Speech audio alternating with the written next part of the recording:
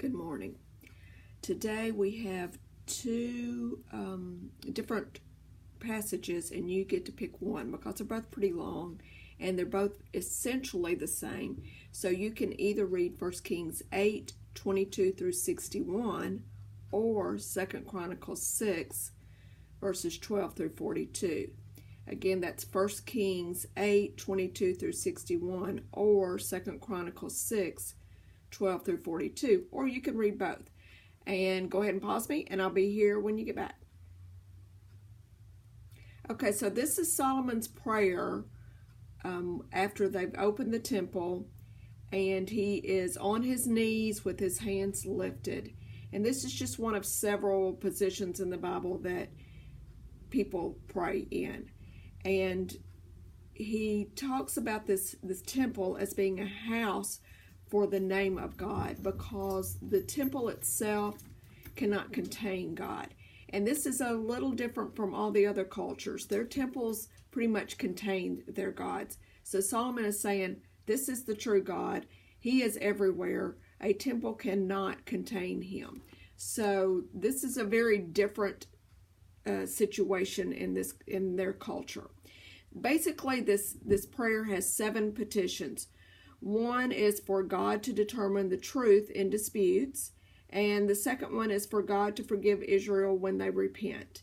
The third is for a petition for relief from drought when the Israelites pray, that God will hear and give them relief from drought. And the fourth is to give them relief from famine and plague, and it lists several other catastrophe type situations. And then probably one of the most important is that prayer that all people would be drawn to the one true God. So Solomon is saying this God is not just for the Israelites. This is not just for our country. This is not just for Jerusalem. This is not just for me. This is the one true God for all the people. And this goes back to Abraham and the promise that God made that all people will be blessed through Abraham's seed. So the 6th petition is for success in battles against their enemies.